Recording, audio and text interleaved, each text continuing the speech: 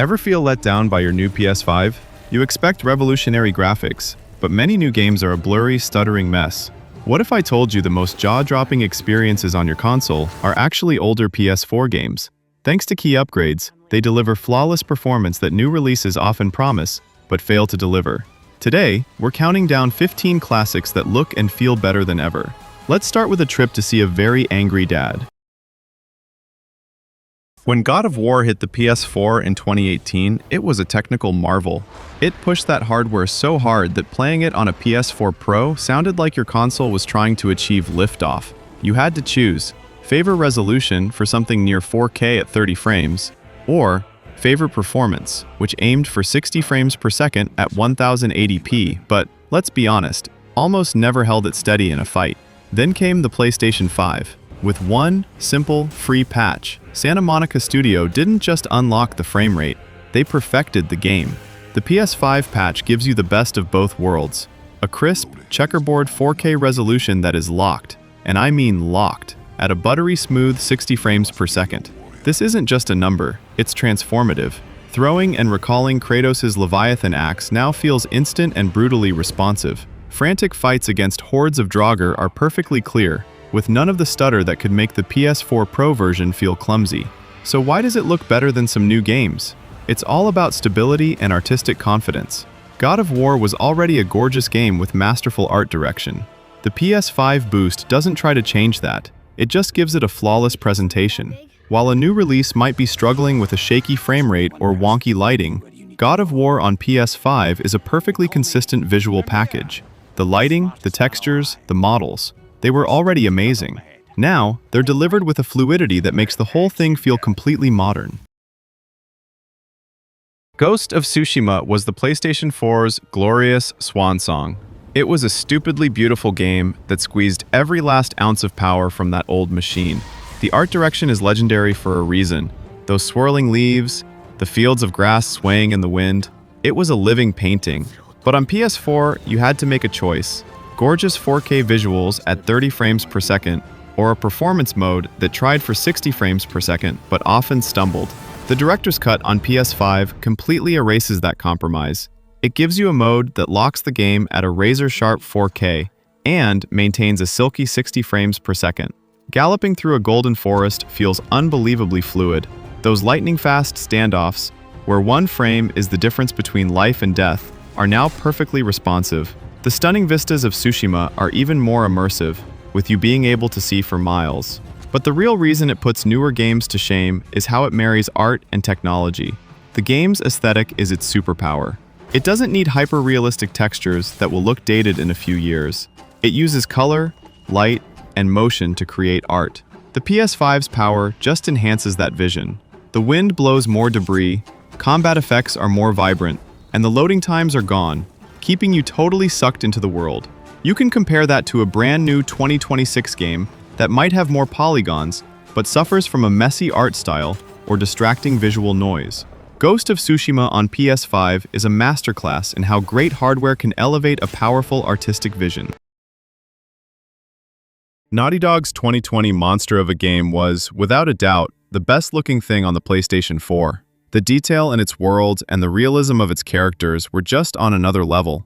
But it was a 30 frames per second experience, a decision they made to guarantee it ran perfectly on that hardware. And then came the free PS5 patch. On paper, it's a simple update. In practice, it's profound. It just unlocks the frame rate, letting the game hit a lock 60 frames per second. And because the PS5 is so powerful, it never, ever drops. The effect is immediate. Aiming your weapon is snappier. The brutal melee combat flows with a terrifying smoothness. When an explosion sends debris and bodies flying, it all plays out with a perfect fluidity that makes the action even more visceral. Here's why this simple tweak makes it feel more next-gen than some actual next-gen games. Polish. The Last of Us Part 2 was already a finished, immaculately polished masterpiece. Its lighting, its textures, its physics, everything was dialed to 11. The PS5 patch doesn't add new bells and whistles. It just removes the final bottleneck. It takes a game that was a 10 out of 10 in its presentation and makes it feel like a 10 out of 10 to play. A lot of newer games are still struggling with optimization. They might have ray tracing, but it costs them resolution or a stable frame rate. The Last of Us Part 2 on PS5 is just supremely confident. It runs perfectly, looks incredible, and delivers a level of responsive, high-fidelity gameplay that defines what a next-gen upgrade should be. The jump from 30 to 60 frames per second isn't just a number. It's the difference between watching a game and feeling it. And for action games, it's everything.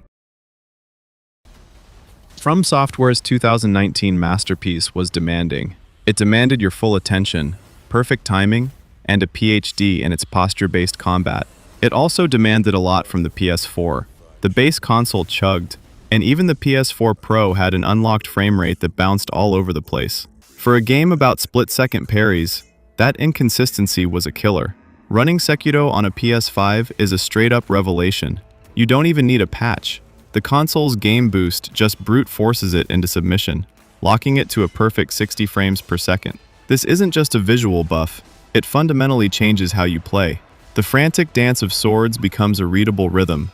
Deflecting a storm of attacks from Junichiro Ashina is no longer a guessing game. It's a pure test of skill. The timing for a Makiti counter suddenly feels fair and intuitive because the feedback is instantaneous.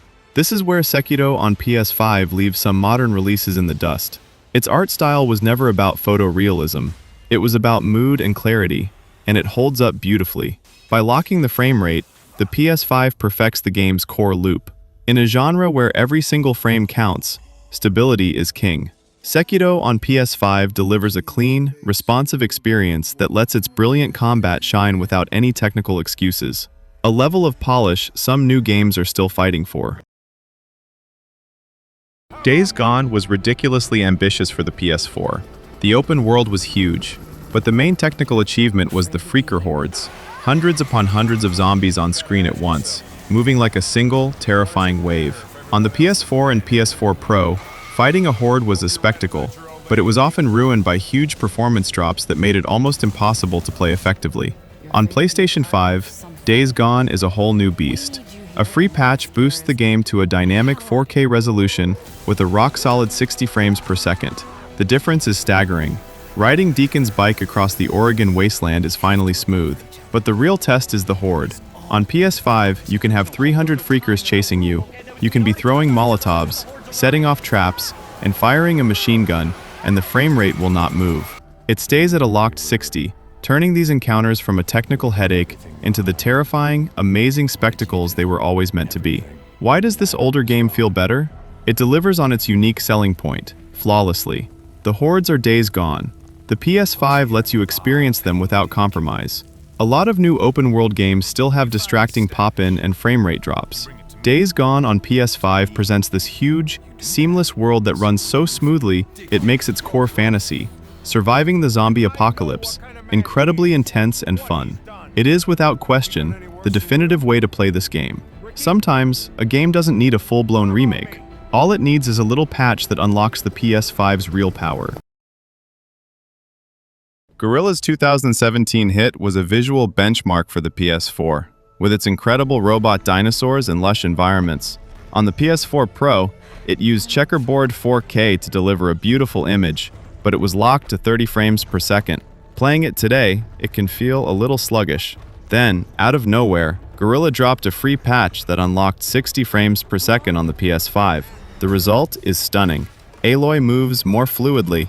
Fighting a giant Thunderjaw feels way more dynamic and responsive, and just panning the camera across the landscape is a joy. The graphics are technically the same, but doubling the frame rate has a huge impact on how clean the image looks in motion. The checkerboarding artifacts are less noticeable, making everything appear sharper and more solid. This is a perfect example of less is more. Instead of a big, expensive remaster, this one simple patch elevated the entire game. It runs better than some newer open-world titles that, in their quest for more graphical bells and whistles, sacrifice the fundamental smoothness of the experience.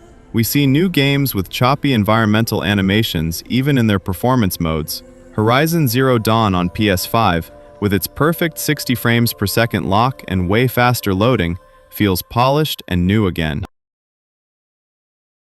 The 2016 Ratchet Clank reimagining was a visual knockout on the PS4.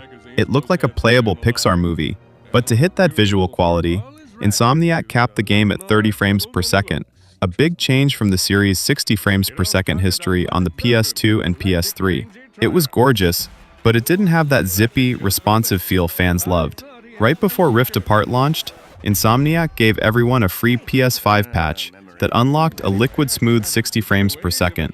The change was immediate. Circle-strafing enemies while firing the Groovatron now feels incredibly fluid. The on-screen chaos of bolts, rockets, and pixels flying everywhere is perfectly smooth and easy to follow. At 60 frames per second, it feels less like you're watching a movie and more like you're playing one. It restored the fast, kinetic soul of the series. Here's the hot take. In some ways, this older game, post-patch, feels better than its PS5 sequel, Rift Apart. While Rift Apart is a technical monster with its dimension hopping and ray tracing, the 2016 game has a certain visual purity. Its lighting is baked, but it's done with such incredible artistry that the worlds just pop. Running at a locked 60 frames per second, it presents an unbelievably clean and stable image. It's proof that sometimes, the frame rate boost is the only upgrade you really need. Final Fantasy VII Remake on PS4 was a stunning return to Midgar, but it had some weird visual issues. It ran at 30 frames per second, and some areas were infamous for blurry, low-resolution textures. Most famously, the Door to Cloud's apartment. It was a beautiful game that was clearly making some sacrifices. Final Fantasy VII Remake Intergrade for PS5 is the definitive version, and it's not even a competition. You get a choice: a 4K/30 frames per second graphics mode, or a 1440p/60 frames per second performance mode. The performance mode is the star. The action RPG combat becomes so much more fluid and satisfying. Dodging, switching characters, and unleashing abilities just feels right. But beyond the frame rate, Intergrade is a huge visual upgrade. Textures are massively improved. Yes, they fixed the door. And the lighting and fog effects have been completely overhauled, adding a ton of atmosphere. Plus, the loading times are basically gone. Why does it look better than some new RPGs? It's the whole package. Intergrade isn't just a frame rate boost, it's a top-to-bottom visual fix that addresses the original's flaws while using the PS5's power. Some new RPGs in 2025 and 2026 can have blurry performance modes or inconsistent quality. Intergrade delivers a crisp, clean, and fluid experience that looks and feels like a true, native PS5 game from start to finish. Some games don't just get a patch, they get rebuilt from the ground up, marrying timeless design with modern power. As a PS5 launch title, Bluepoint's remake of Demon's Souls is a special case. It's technically a new PS5 game, but its soul and design are from a 2009 PS3 classic. It's the ultimate example of what modern hardware can do for a timeless game, and years later, it's still one of the best-looking things you can play on a PS5. The visual upgrade is just insane. The Gothic architecture of Boletaria is rendered in stunning detail. The lighting is a masterpiece, from the terrifying shadows in the Tower of Latria to the blinding glare of the Tower Knight. You get a cinematic 4K/30 mode and a dynamic 4K/60 performance mode, and that performance mode is a dream come true. The fluid combat, combined with these incredible visuals, creates an experience that is both beautiful and absolutely terrifying. The reason Demon's Souls still looks better than many newer games, even ones from 2025 and 2026, is its focused art direction and insane polish. Bluepoint didn't just add new effects, they meticulously rebuilt everything with a clear, cohesive vision. The result is an atmosphere so thick you could choke on it. A lot of new titles can have flat or uninspired lighting. Demon's Souls uses its lighting to create a sense of depth and dread that's second to none. It proves that a legendary art style, remade with state-of-the-art tech, can create a visual showcase that just doesn't age. Insomniac's Spider-Man games were already lookers on the PS4, but the PS5 versions took them to another level. The original 2018 game was 30 frames per second. The remasters introduced a 60 frames per second performance mode that completely changed the feel of swinging through New York. The sense of speed and fluidity is off the charts, but they didn't stop there. They later patched in a performance RT mode, which was basically the holy grail, 60 frames per second with ray-traced reflections. All of a sudden, the glass skyscrapers of Manhattan were realistically reflecting the city as you zipped past. Puddles on the street mirrored the neon signs. Ray tracing is supposed to be the next-gen feature, but it usually costs you half your frame rate. Insomniac delivering it at 60 frames per second on a console was a game-changing moment. This is exactly why these games can outshine new releases. They offer a level of technical choice and wizardry that many new games still struggle with. A new 2025 superhero game might have ray tracing, but can it do it at 60 frames per second? Is its world as stable? Spider-Man on PS5 gives you a vibrant, high-fidelity city, next-gen lighting, and buttery smooth gameplay that feels incredible. It's a benchmark that's proving tough to beat. Hideo Kojima's Death Stranding was a unique and beautiful game on PS4, known for its desolate, photorealistic landscapes. It ran at a solid 30 frames per second, which fit its slower, more methodical pace. The director's cut on PS5 is the ultimate version of that vision. It adds a 60 frames per second mode, and that frame rate jump makes a huge difference. Navigating the treacherous world as Sam Bridges feels smoother and more responsive, making the struggle against the environment feel more intentional. The water effects are also dramatically improved, looking far more realistic. But the real game changer here is the loading times, or rather, the lack of them. On the PS5's SSD, loading screens that took over a minute on PS4 are now gone in about 3 seconds. That seamlessness, combined with the fluid 60 frames per second gameplay and subtle visual upgrades, makes the world feel incredibly solid and immersive. It takes an already atmospheric game and polishes it to a mirror shine, delivering a level of performance and fidelity that makes the world feel more real than ever. Finally, let's look at a few games that might not be the first you think of, but whose PS5 upgrades make them shine in shocking ways. On the PS4, Metro Exodus was a super atmospheric and ambitious shooter that really pushed the hardware, but it came with big compromises, like a 30 frames per second cap and long loading times. The free Enhanced Edition patch for PS5 is one of the most transformative upgrades ever. This isn't just a frame rate boost to 60 frames per second, it's a total overhaul of the lighting engine. The game now features full ray-traced global illumination. This means every single light source, the sun, your flashlight, a flickering candle, casts realistic light that bounces naturally around the world. The result is a jaw-dropping increase in realism. Dark tunnels feel genuinely oppressive. The desolate, sun-bleached surface looks breathtakingly natural. This is an older game straight-up leapfrogging new releases. While many new games might not include advanced ray tracing features in their 60 frames per second performance modes, Metro Exodus makes it the standard. The atmosphere created by this lighting is something many 2025 and 2026 titles are still struggling to implement without killing performance. Metro Exodus on PS5 doesn't just look better, it feels like a completely different, truly next-gen game. Ghostrunner is a first-person parkour slasher that demands insane speed and reflexes. On PS4, it was fun, but the performance often couldn't keep up with the game's breakneck pace. The PS5 upgrade completely unleashes this game. It offers multiple modes, including a 4K/60 frames per second mode with ray tracing, and even a 120 frames per second performance mode. In a game where you're constantly wall running, dashing, and deflecting bullets, 120 frames per second is a revelation. The input lag feels non-existent, and the action is so incredibly clear and smooth, you feel like you can see the future. The ray tracing, meanwhile, makes its neon-drenched cyberpunk world absolutely pop. Why does it feel better than some new releases?